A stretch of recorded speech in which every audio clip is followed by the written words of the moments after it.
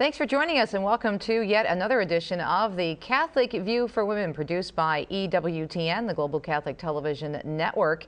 And it's a program with news and views for women and about women from a truly Catholic perspective. It's good to be with you. I host a talk show on EWTN Radio called Catholic Connection. Again, my name is Teresa Tomeo. With me, my co-host, Astrid Bennett Gutierrez from Los Angeles Pregnancy Services and Hispanics for Life, and of course, Janet Morana, who is also very familiar to us here at EWTN through her great work at Priests for Life and the Silent No More Awareness Campaign. Now, today's show, we're going to be talking about something that is, well, let's be honest, it's a topic that doesn't get spoken about enough, especially in church and pro-life circles. And Janet, I'm going to talk to both of you because you're both experts in the pro-life community. Right. And I think it's interesting that we are such a pro-life people, and yet this issue of miscarriage it's not being addressed. It's not being addressed. We don't talk about it like a pro-life people, you know. And these are well-meaning Catholics who will just say to a woman who's lost a child in miscarriage, "Oh well, you know, that's nature taking its course. There was probably something wrong with the baby, and oh, it's best anyway. You can try again. Try again. Oh, it was early. Don't worry. Oh, it was early on. You know, so." The question, it was early on. As a pro-life community, as we say, we respect life from the moment of conception to natural death, okay? So even if it's early on, 6 weeks, what's the difference to a mother losing a 6-week unborn child as opposed to a 6-month born child? Absolutely nothing. It's her child. She's a mother from the moment of conception. The doctor tells her in the office, you know, the baby has died and we now have to take care of things. She's mourning the loss of that child, and yet we as a pro-life community don't act like there was a loss. We try to kind of hush it up and push it aside. Absolutely. And I think we have to really have more pro-life language about this. You know, if that 6-month born child, what would you be doing? They probably would have a funeral mass, a wake service, a burial. You would be getting a mass card. They would name the child. Exactly. Well, for the 6-week unborn child, we should be doing the same thing. But why is that so prevalent in the pro-life community when we're so sensitive to the child in the womb? Why do you think? I think we're waking up, Teresa and Janet. You know that I do presentations with the Hispanic community in California, other states, and other countries, and it's interesting. When I present on abortion and contraception and the evils of these two things, women will come up to me afterwards with tears and sorrow because they had a miscarriage. And for the first time, are they seeing that their baby has been humanized by the explanation of fetal development, and that it had a soul, and that it was a baby. And so they're coming up to me to say that they never had a chance to grieve, that it was dismissed, that they ended up at an abortion clinic after their miscarriage. And all these things, I think, as a church, as a pro-life community, we have to address, we have to recognize that there is a grieving process that can be in many ways similar to what post-abortive women are going through, because there is a loss of a child. Is it because abortion is such a huge issue and it affects so many areas? It's like this giant octopus with, you know, all these connections and tentacles sucking the life out of our community with a million abortions a year. So is it because the abortion issue is so big that miscarriage? Well, because by abortion, we've dehumanized the child. We've dehumanized the unborn child. And even if you can say, well, I am pro-life, the onslaught of the dehumanizing of the child is so intense that you just kind of want to push it on. And I also think people are uncomfortable. You know what I mean? If someone's had a miscarriage. But we're not uncomfortable about talking as a pro-life people, the baby in the womb. No, we're not. That's aborted. But for some reason, about the loss of that unborn child, for some reason, they want to sweep it under the rug, brush it away. We feel uncomfortable about it. We don't want to hurt. We don't want to hurt the person, but we have to speak up. And I think we cannot expect other ministries to do it. I think it's the pro-life community, the church, that has to step up, and in fact is doing so. In Los Angeles, our Rachel's Vineyard retreat in Spanish has created a special retreat just for couples that have lost babies to miscarriage, because if they don't do it, then you know, who else is going to do it? We have to step up. Yeah, because it is a loss. Well, you know, to get a perspective from actual women who've lost a baby to miscarriage, recently I was at a women's conference, and I just kind of asked, you know, if anyone would like me, just give me your feelings of how you felt of that miscarriage. Would you be willing to be interviewed? So I interviewed two ladies. One's from, Dale is from Canada, and Colleen from upstate New York. So let's take a look at what these women said about their experience to miscarriage.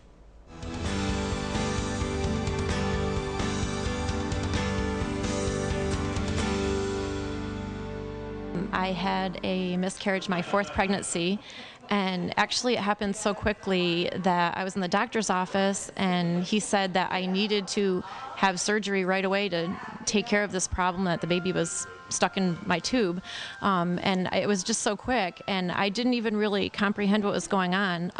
I felt a little bit of relief when I got to the hospital, and my nurse was a Catholic with me, and I knew her from my parish, but she really didn't know how to handle it, didn't know the right things to say.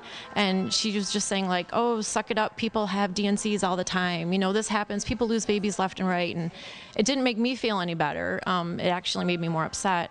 And then afterwards, I found that it was a big stumbling block for my husband and I, because we really didn't want to talk about it. We didn't know where to turn, what to do. And it was actually when I was talking with my parish priest one day, I went to my faith, went to church, and I was praying, and he said to me, "Did you name the baby?"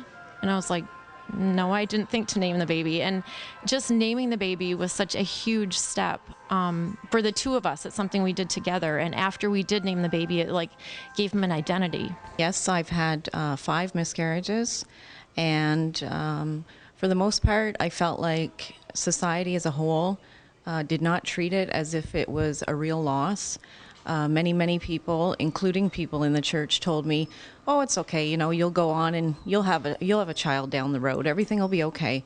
So it was kind of disregarded.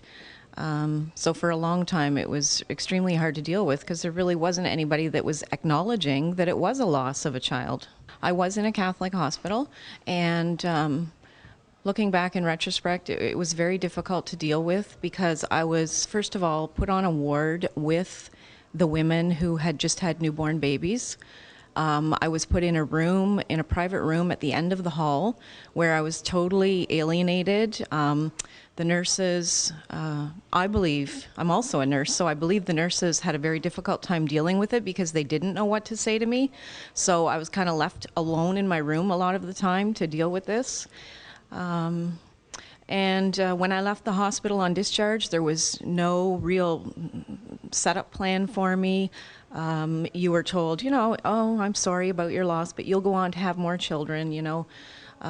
So yeah, there was really nothing to help me concretely deal with the grief that I was going through. No, there was no concrete plan about the fact that your child was a real child who needed to be memorialized or buried, or there was really no discussion about that topic.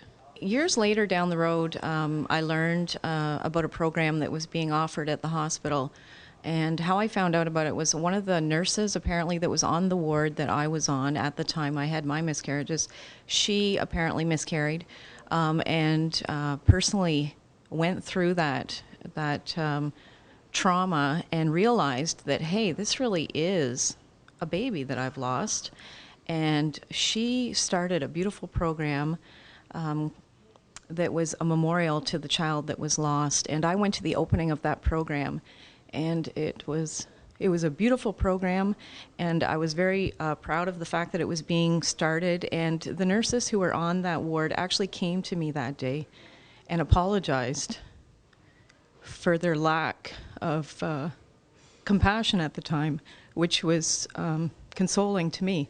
And they actually gave me part of the program. They gave me the little box and the envelopes that would have been given to me had I been there at the time they start this program. So it was quite consoling to know that this was being started, and that women's issues, the issue of miscarriage, was finally being addressed as the loss of a real child.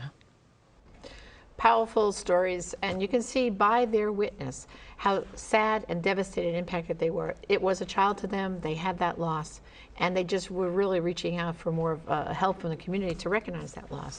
You know, it's interesting because we always talk about in the pro-life community, and it's often a discussion, Janet, when you're on my program every week, about how, you know, it's not just when a woman goes for an abortion, it's not just something you walk out of that abortion mill and you're fine and you're skipping back to the car. It's usually, and maybe the women won't feel the effects for a while, either emotionally or physically, but eventually it takes its toll. And we never minimize that experience because it's a traumatic experience, and yet we're sometimes flippant in the pro-life community about the miscarriage. And what you have to understand is for the women who had a miscarriage, very often these are women who you're trying to get pregnant, they want to have a child. I mean, we know some women who've had 3, 4, 5, 6 miscarriages in the attempt to start a family. And so each one of those losses is they lost a child. You know, but yet we don't respond with that kind of emotional support, spiritual support for them, and it's very sad. But I think we have to focus too, as a pro-life community, like I said earlier, on our language. Our response, when you first hear that that person lost that child in miscarriage, can be the thing to either help her in her healing or drive her deeper into her pain. Absolutely. Because you're not acknowledging it. Even Colleen, who is a faithful Catholic woman, she lost her 4th child to miscarriage. And she was lost. She didn't know how to handle it. Right. Being a faithful Catholic woman, knowing that it was a child. Thank God for her priest at her parish who acknowledged the humanity of her baby. And then, you know, he did a whole memorial service for the baby. He suggested to name the child. Name the child. But how many priests, God love them, because they're so busy and torn in so many different directions, have that proper ability or that training that where they can do that. Right. You know, that's a, you know, they're pulled. That's why it's important for us to step up to the plate again as a, you know, part of the pro-life community. Help them, encourage them, and also with our pro-life retreats, we can find a way to address the humanity of these children and the loss of these parents, because they are children that have been lost, and they have siblings, and it is a generation that is lost, even if it's not an abortion. It's part of the work that we're doing to build a culture of life. Yeah. Well, I think most parishes, you know, have a berebment group. And I think this is a challenge to those groups to say. That's an interesting point. You know, I never thought of that. They need to bring this in as another, because most people think of the bereavement group as saying, oh, you lost a spouse, or a born child, or a grandparent, or a parent. But those bereavement groups also have to cover miscarriage, because that is the loss of a child. And I think this is, you know, we're going to talk a little bit more about some resources later on in the program, but I think that's where anyone who's runs a bereavement group, this is a challenge to you, to really dig deeper and find out how to cover miscarriage in those groups and welcome these women. And to encourage these groups in the parish to also work with pro-life doctors to help these women be treated compassionately, sensitively, and ethically. When they have a miscarriage, they don't want to end up at an abortion clinic getting a D&C. They want to be with pro-life doctors that will be sensitive to what's happening. And you heard how Dale said how she was treated. She was put on the maternity ward with other women who had children, and the nurses kind of like didn't even know we don't know what to do with her or what to say to her. Well, the pro-life community needs to work with the medical community as well. We're going to take a quick break, and when we come back, we're going to talk about this language of love and what we can do differently and better in the pro-life community and in general to help women and families who are dealing with a miscarriage. And don't forget, we're going to have a lot of great resources again on our website at thecatholicviewforwomen.com. I'm Teresa Tomeo, along with Astrid Bennett-Gutierrez and Janet Miranda, the co-hosts of The Catholic View for Women. Stay tuned. We'll be right back to wrap up our discussion regarding miscarriage and the language of love.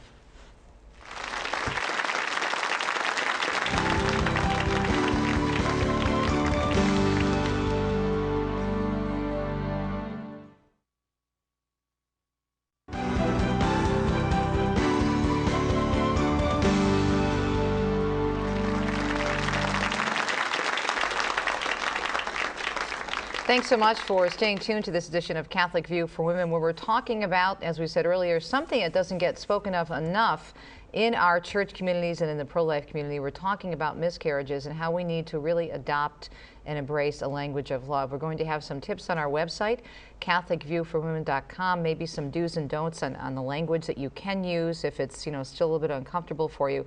But I want to get back to our discussion with Janet and Astrid, because they're both pro-life leaders and have been at this for a while. And you both have come in contact with many women. You just saw the interviews that Janet did before the break, who have experienced miscarriage and who haven't felt. Now they're starting to see that there are programs available, but we're coming into our own with this, aren't we, Astrid? Absolutely. In terms of, okay. I think so, and I'm blessed to belong to a very faithful pro-life parish, St. Peter Chanel Hawaiian Gardens, and I love speaking with the families there, and the couples that have experienced miscarriage, they have peace with the fact that the child has been lost. They love that child, and when you ask them how many children do you have, they say, I have 5 children and one in heaven. And they say it with a smile because there's love there, and that should be encouraged in every parish, and that should be spoken of during the homilies, because it is a reality for many couples. Well, and that comes down to, like we said earlier, naming of the child. Yes. You know, but there's a wonderful couple that I've gotten to know through our pro-life ministry, and they've out of their loss, their name is Sean and Cambra Malone, and because they've suffered 2 miscarriages, and they found there was just nothing in in their area, and along with their parish priest, they started a program called Back in His Arms Again Ministry. Beautiful. And it's a wonderful ministry. They have a website which we'll cite later. And really what they do is they take you step by step. From the moment, really what happens to most women, you find out that you've lost that child, usually in the doctor's office. And usually the next step is scheduling a hospital visit a day or 2 later, to take care of the situation. Well, those 2 days' time is where you have to act, and act expeditiously, because based on the doctor or the hospital you're going to, how they treat the remains of your child is going to be totally different. And you need to contact sometimes the funeral director in your town, your parish priest, and you say to them, I want the remains of my child, even if it's at 6 weeks. Even if it's 6 weeks, I want the remains of my child, because we're going to have a burial. Because otherwise, just like in an abortion, products of conception, they are discarded, those children, as medical waste. And so you almost have to be proactive to make sure. Don't assume that the doctor is going to take all these steps. You have to. So you usually have a day or 2 to plan this. And on the Sean Cambra's website, they have the steps to take. And recently, sadly enough, my daughter's godmother called me with a similar miscarriage news. Her son's wife was expecting twins, 15 weeks, and on her same thing, doctor's visit, was told that the baby's heartbeats had both stopped, and that they were going to have to obviously take care of the situation. Well, again, they had a 2-day window because he was scheduling them for 2 days later, and my friend called me immediately and said, okay, Janet, you're the pro-life expert here. What can we do? Right. They want to have a burial. They want to take. So I walked them through. I had a local funeral director on Staten Island. This was on Staten Island, and I got in touch with him. And they have a beautiful place in the cemetery, Resurrection Cemetery in Staten Island, where they have the cemetery of the unborn for miscarried children. And we made all the arrangements and acted expeditiously. The doctor was fine, and the experts were there and ready once they delivered the babies, and and they actually, the priest was there and they blessed them, and then the funeral director took the children, and they gave her a day or 2 recuperating from the procedure, and then they had a beautiful funeral service and burial at the cemetery. What do you do if you don't know what to say to a friend, and that friend had a miscarriage, and you could tell it's affecting her, but you don't want to hurt her feelings and say maybe you need to go talk to someone? How would you, I mean, in the language of love, maybe we can come up with some tips for that too, because I would think that would be important to lead someone to the right place if they need that assistance. Well, I think first you have to just identify, even when they say, what do you say to a woman who's had an abortion, I think you have to acknowledge the fact that they've had a loss, and that you have a level of understanding to that. So I would first express my condolences. Like we were saying earlier, the humanity of that child, and I'm so sorry. How are you feeling? How are you doing? Ask concern for her. And usually most women who, if they are being troubled, they're going to open up to you, because you're first giving a positive response. You're recognizing, you're just asking, how are you feeling? Their feelings. I mean, just think about, how are you feeling? Think about all the people you've known who have miscarriages. Has anyone asked that person? No, they do that defensive stuff like, you'll be fine. You'll be fine. Don't worry about it. Don't worry about it. Kids. Try later. Yeah. So now, if she's feeling horrible, is she going to open up to you? No. But if you say to her, I'm sorry for your loss, do you need anything? Can I do anything for you? How are you feeling? Those are all affirming her feelings. And I think at that point she would probably open up to you. And letting her share. Exactly. And acknowledging her sorrow, and not trying to give an opinion. And something that I've heard also it's very disturbing is the accusing as well. When somebody says they lost a child, sometimes it happens in the Hispanic community is, well, what were you doing? Were you lifting heavy things? Were you not taking care of yourself? So women carry this guilt sometimes that they were responsible for the death of their child, which is a horrible thing for them to go through, but I think that they do have to speak about it. So when they know we're in the pro-life community, I think they naturally gravitate towards us to share, because they know that we work defending the unborn, and so they know that we understand that it's a baby, and in the very least we should listen to them. Right. How do you handle that in the Rachel's in the retreats though? Because I would imagine you know, they may feel somewhat overwhelmed or not quite as, I don't want to say important, but not taken as seriously, because, as you said, the guilt from an abortion is different. Is different than the feelings you have from a miscarriage. Well, when the so how do you handle that? Well, in that context, first of all, they wouldn't sign up a woman who's lost a miscarriage with women who've had an abortion. Like Astrid said, that's usually what they'll do, is they'll take that same model of the scriptural exercises and the things which will work in that, taking you through the grief and the bereavement, but you would have to have a separate retreat just for women of miscarriage, because it's a totally different thing. There's feelings there, because the women who've lost a miscarriage, they're going to look at the women who had abortion, and they're going to say, well, listen, we wanted our baby, you didn't. So there's this, like, you know, they just kind of tension that they really wouldn't work well to work through the process, the grief process. It's different nature. So we wouldn't mix the two groups. They would be separate retreats, but the process would still work. Are they doing more of these types of Rachel's Vineyard retreats in terms of the miscarriages? I think it's beginning to open up more. You know, just like I can remember the idea of people feeling the loss of children from contraception. Now, I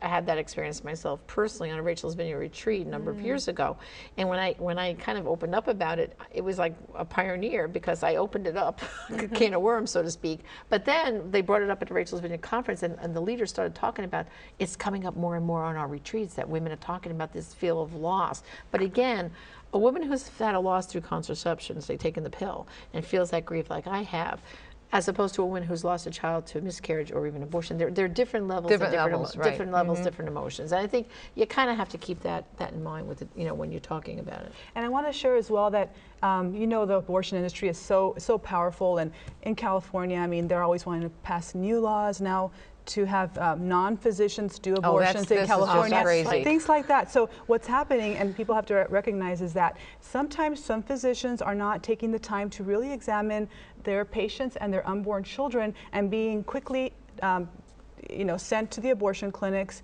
We really recommend that women get a second opinion from a pro-life doctor when they're giving an adverse diagnosis, because we have found a lot of Hispanic women that are some of the most vulnerable people, given a diagnosis that the baby is going to die or is dead, and then they're taken to one of our pro-life doctors, and they find out the baby's just fine. There was nothing going on, and the pro-life doctor is able to save the child. Wow. So now we're seeing how the abortion industry really is attacking every single person. I want to say that every pregnancy can be a crisis pregnancy if you're in the hands of a doctor who is not really espousing pro-life values. So we need to encourage women to really take hold of their well-being, their children's health, and also us in the pro-life community to provide these resources for the moms for their unborn children's health, and also for healing.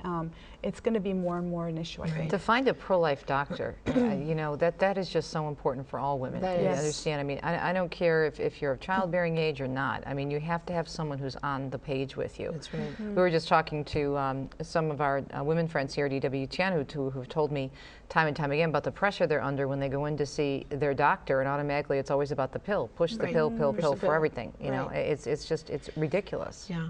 Well, you know, to go back to the idea of when they lose the child, a few years back, Father Pavone and I had an experience. We were in North Carolina giving talks, and a couple came up to us after the talk and said, you know, we lost a child to miscarriage. We named her. Her name is Felicity, and she was 6 weeks when we lost her. But we had a burial, and her headstone. We ordered one. It had just come in, and we want to have a blessing. We would be so privileged if you could come and do the blessing of the headstone. So Father Pavone and I went, and they had the whole family there. Their born children, their parents, and the couple, and it was beautiful. And he blessed the stone of Felicity's headstone, and there it said right on her tombstone, 6 weeks, you know, of age, unborn child, and the date that they lost the child. And I said, what a witness this was. Absolutely. Because the children, the youngest was maybe 3 years old, and the oldest one was maybe 8. And they were all like blessing themselves and praying for their little sister, Felicity. And I said, see, that's what we need to be as a church community, is to recognize that these unborn children, when lost tragically like this, need to be recognized and give a proper burial. Absolutely. Yeah. The pain of not even knowing where your child ended up, that they could have been in the trash, they could have been used for some sort of scientific investigations, or, you know, so many things happen with fetal tissue. So to not even know where your child ended up, you know, it's just tremendous. So the more that we can talk about this, share these resources, and everyone listening to this program, watching the show, can talk about it, share it, put it in your parish bulletin, put this resource on your parish bulletin. Well, so this was one of the shows, know. you know, many of the shows that we're doing in the full-fledged series now are direct because of our viewer input. Yes, viewer that's input. right. And they talk to us about this issue of miscarriage, and it comes up a lot with the radio program too. They want to address it. We hear it from our listeners. Great discussion, ladies. And again, I want to encourage folks to go to our website, The Catholic View for Women, because we will have on there tips for learning this, what we're calling the language of love. You know, we are so, I think, done such a great job in the pro-life community about dealing with women and men who are post-abortive. I think we have some work to do in this area in terms of miscarriage, but at least as Astrid and Janet have said, because they're both on the front lines in the pro-life community, I think we are starting to come into our own with that area. There's a couple of websites, Janet. We know you mentioned backinhisarmsagain.com. And, yeah, this will be in their homework. Right. It's going to backinhisarmsagain.com. And also, I don't want to neglect to mention the Elizabeth Ministry International, which also has part of their ministry, some work they're doing on miscarriage, and that's elizabethministry.com. Those resources will be on our website for your homework. Great. Thanks to both of you for all of your great work in the pro-life community. I'm Teresa Tomeo, co-host of The Catholic View for Women, along with Astrid Bennett Gutierrez and Janet Marana. And you can find out more about their work in the pro-life community. All of that is on our website at CatholicViewForWomen.com. Thanks so much for joining us. Stay tuned, and we'll be coming up, I'm sure, very, very soon with another new edition of The Catholic View for Women right here on EWTN. And we'll see you next time.